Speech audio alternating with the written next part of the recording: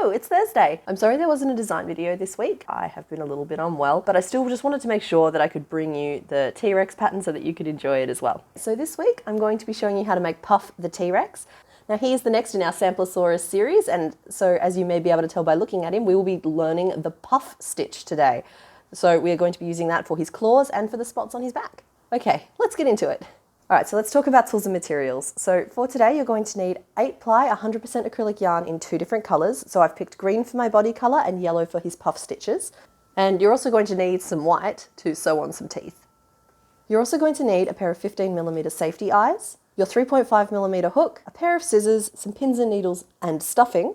And an optional part of this project is you can include weights. So here I have 2 glass beads that I would put 1 in each of his feet.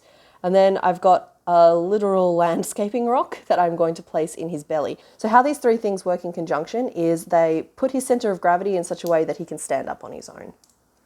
Now these are the same glass beads that I have used previously in like the scullicorn and that sort of project, and this is a literal rock from the garden. But that's it.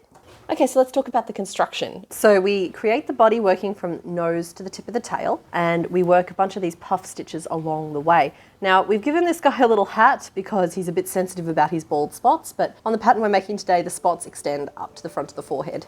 All right, so grab your body color and let's get started.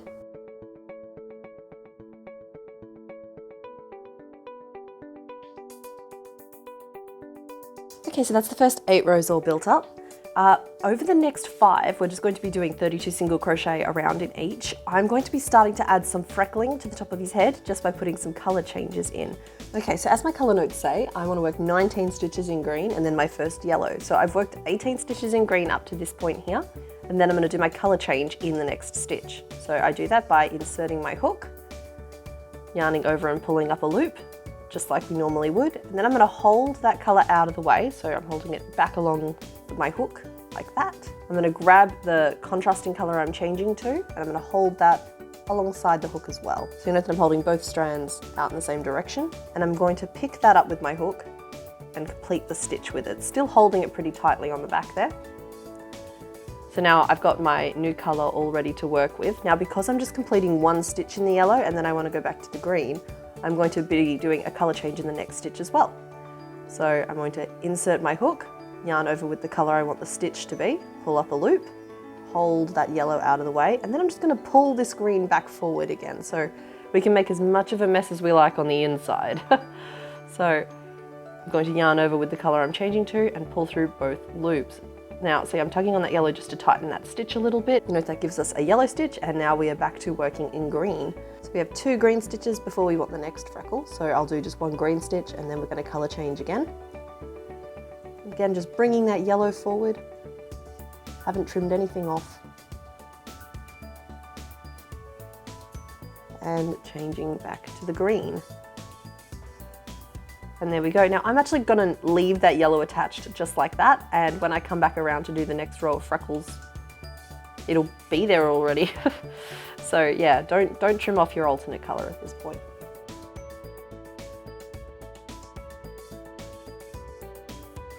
Okay, so that's up to the end of row 13, and just because I'm a good sport, that's what the inside of my piece looks like. So you'll note that the yellow is sort of crisscrossing as I need it to.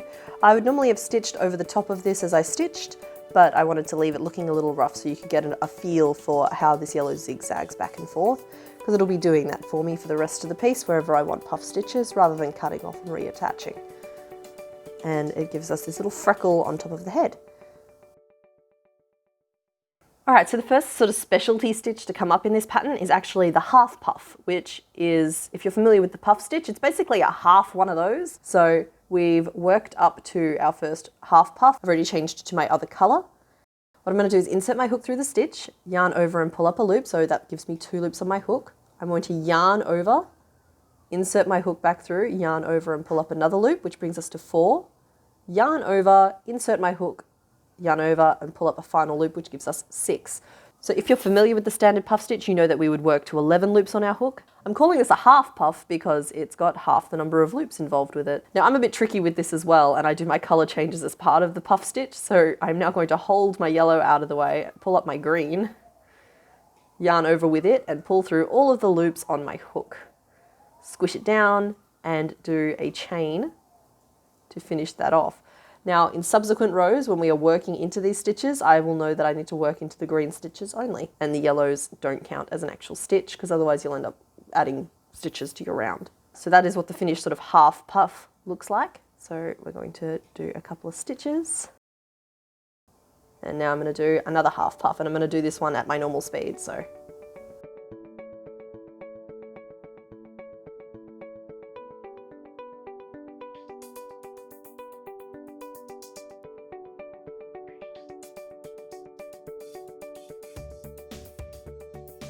there we go. So the reason I'm doing the little half puffs is because I think it'll give a nice sort of transition from our freckles to our full puffs, which can be quite bobbly. And that is what those look like. So I'm now going to just finish off this round and then keep working down the body. So the real puffs won't kick in until we hit the middle of the back.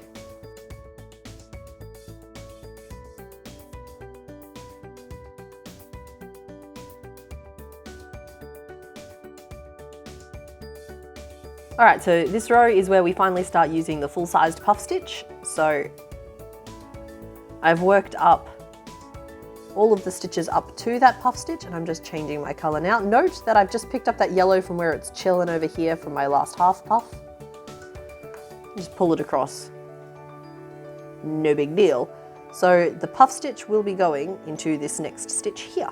So for a full-sized puff stitch, as mentioned, we need 11 loops on our hook. So we start with a yarn over, we insert our hook, and we yarn over and pull up a loop, which gets us to 3. And we're just going to repeat that until we have 11 loops on our hook, which is how many I have there.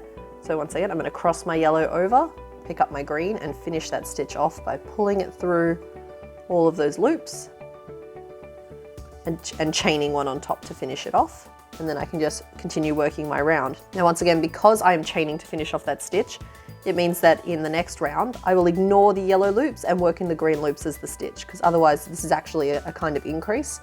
But if we ignore those yellow ones, we'll maintain our stitch counts. And just to make sure you're keeping me honest, that is the inside of the piece. So you'll note that we've got some bubbles that got a little out of control. We have some yellow lines stitching crazily backwards and forwards, but on the outside, it looks the way we want it to. So you're allowed to be as chaotic as you like on the inside. So at this point, I am going to stop and I'm going to position my eyes. So the eyes go in row 9, counting backwards from our starting ring. And you'll note that you can kind of like pinch the cheeks, and it should give you a bit of an indication of where you want your eyes to sit. So as usual, when positioning eyes, I'm going to advise that we stuff it, position the eyes where we want them to go, unstuff the piece, clip on the backs, and then restuff the head. So I'm going to start by stuffing. Now with the head, we do want it to be firm, but we don't want to overstuff because we do want that jaw to sit fairly flat. We don't want it to bulge outwards. And then the eyes go in row 9. So we'll count backwards from our starting ring. Alrighty, so when you're happy that they are even, make sure that you've so I tweaked mine back and forth and up and down a few stitches until they looked nicely. So I tweaked mine around a little bit, so I moved it forward a stitch, back a stitch, up and down a little bit until I was happy that they were sitting evenly from the front, from the top and from the sides. So now I'm going to remove the stuffing and I'm going to clip the backs on. Now don't worry too much if your eyes are a little bulbousy. We will be using a little trick with a needle and some thread later to indent them a little bit, but for now that is perfect, exactly where I want them to be. We're now going to just continue working out to make the bulb of the body and then down into the tail. There'll be plenty of puff stitches, half puffs, and even a few little freckles, as I'm calling them, to finish off that back.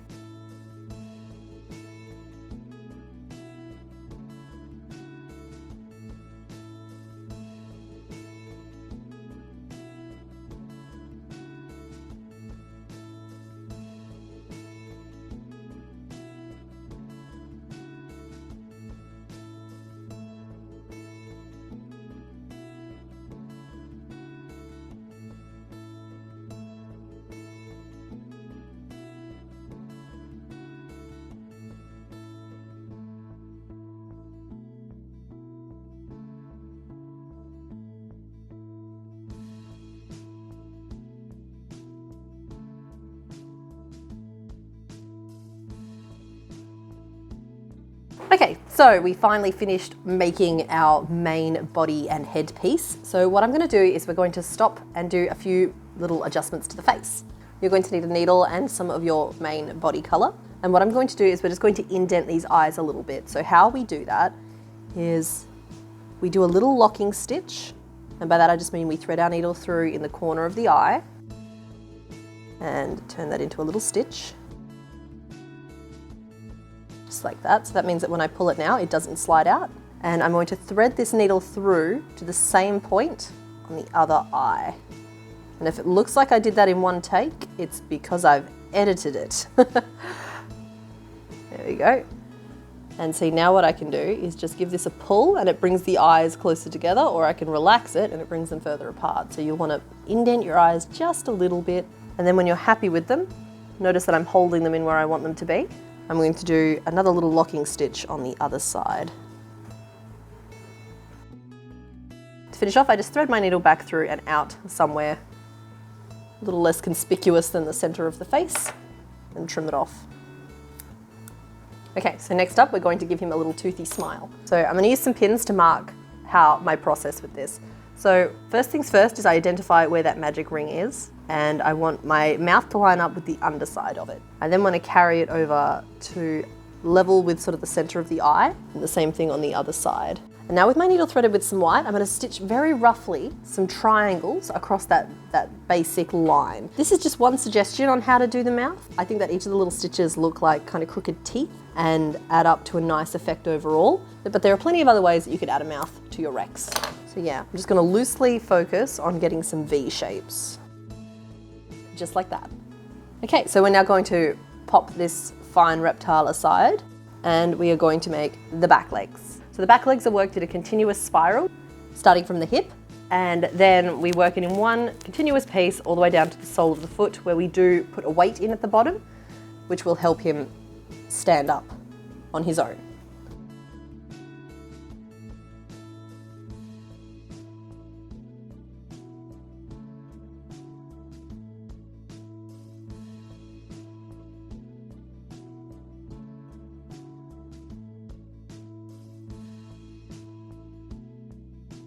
Okay, so the next stitch is kind of an interesting one. I apologize for the camera angle that we are on, but I'm going to try and show you anyway. So what we want to do is bend this part of the leg back against this part of the leg to lock it into place and really just consolidate that curve. So the next stitch we work, we're going to fold that up, and where it hits on the leg, I'm going to insert my hook and I'm going to work my stitch through that one instead. Just like that. So now we've worked that stitch in there, and I'm going to skip the corresponding stitch on this part of the leg, and then we're going to just keep working around in a circle. And so that's the end of the round. And you can see that we've got that little bridging stitch that's holding that back in place. And now we can proceed to stuff that knee pretty thoroughly. So we want to keep this thigh bit pretty soft still, but we can stuff the knee as firmly as we'd like. And then we're just going to continue down and make the foot.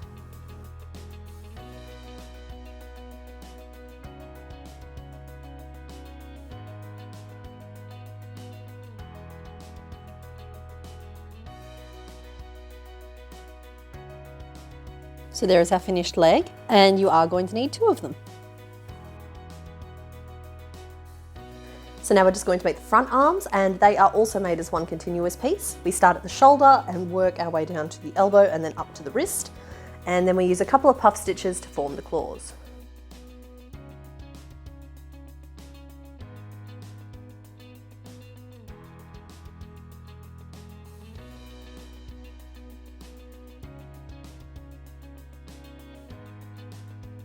Now for the next row, we're going to do just 1 single crochet to move our starting point, like so. And then we're going to squish this opening flat. Yes, the sound effect is necessary. And you'll see that we have 3 matching sets of stitches. So it's 6 around, and so we have like 1, 2, and 3. And what we're going to do in our next row is stitch through both of those layers. So our first one will go into the next stitch and the stitch we just finished, just like that.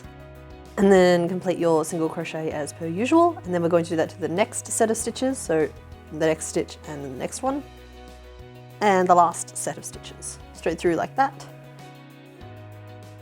So now before I finish off that final stitch, I am going to just change to my accent color so that we can work his fingernail. Just like that, but don't snip off your green just yet. I still have plans for it. So we are going to chain one and turn. Then working over the top of the 2 strands that we have still attached, we are going to put a puff stitch into that first stitch there. So I'm going to yarn over and then working over the top of those 2 strands, insert my hook into the stitch like so. If you can all see that, and then we'll just work that puff stitch into the stitch.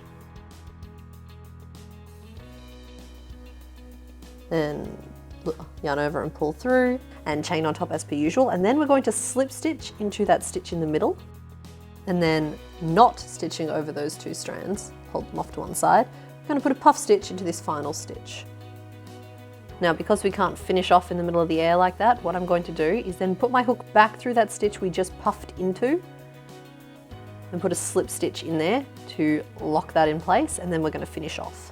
Now we're not quite done. We're actually just going to work a little trick with this piece of green now. So I'm going to trim that off at a couple of inches long, just to give me a little bit of a tail to work with. And what I'm going to do is I'm going to weave it around in between those 2 toenails, just to give us a little bit of separation. I'm going to go around a couple of times, just like that. We have 2 distinct fingers. Then all 3 of these ends need to be woven into the arm itself. Just like that. So just give it a little push to reinforce the zigzag that we're after. It's like shoulder, elbow, wrist, claws. And you are going to need 2 of those as well. Okay, so that completes all of our pieces, and now all we have to do is attach them together. Okay, so first we're going to attach our back legs. So first up, I'm going to give the thigh a pinch just to make it curve in one direction. So just make it a little bit flatter. And then you'll note that there's this distinctive point at the underside of the belly, and the legs go either side of that, level with the base of the tail, and at an angle so that the feet will sit flat when he's upright.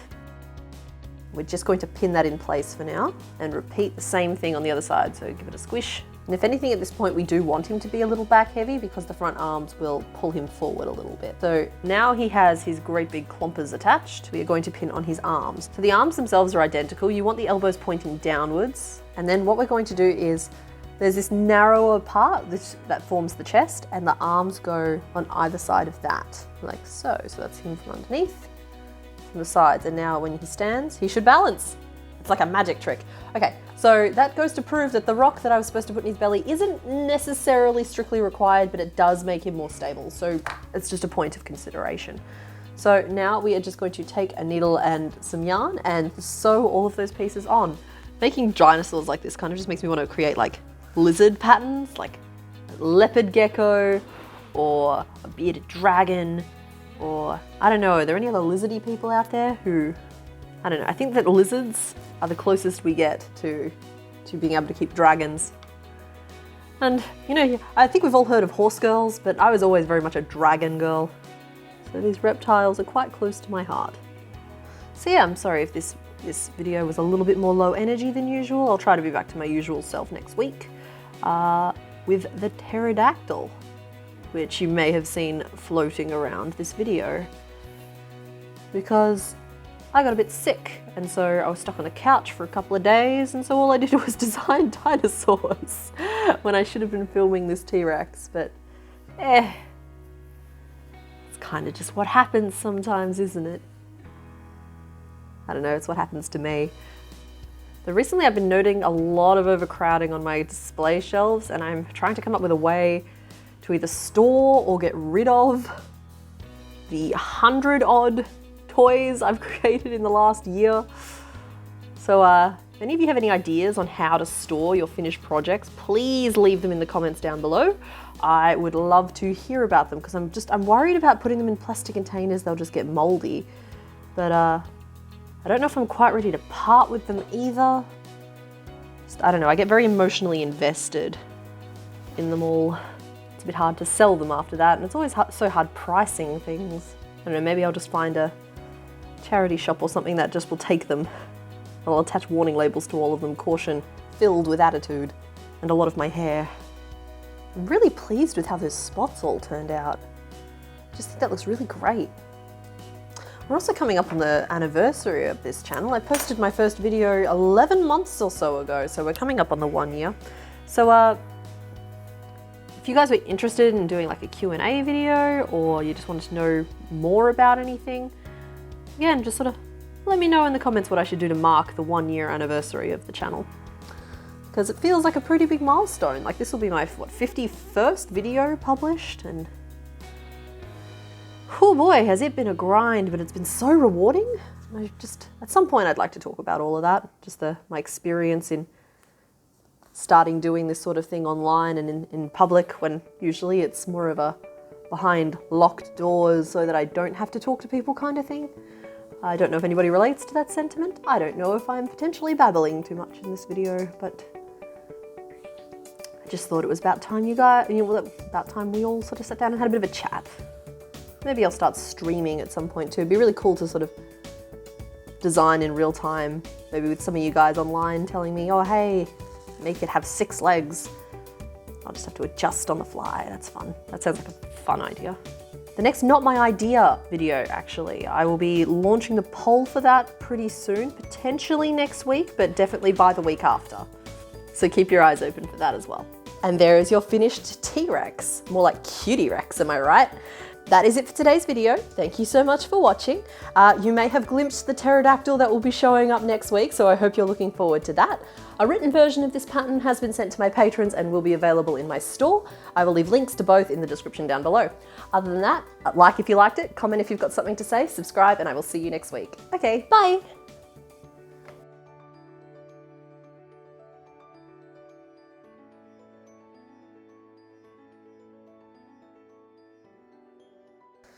Okay, so this row is where we finally start using the full puff, the big daddy puff, the puff stitch, the standard puff stitch.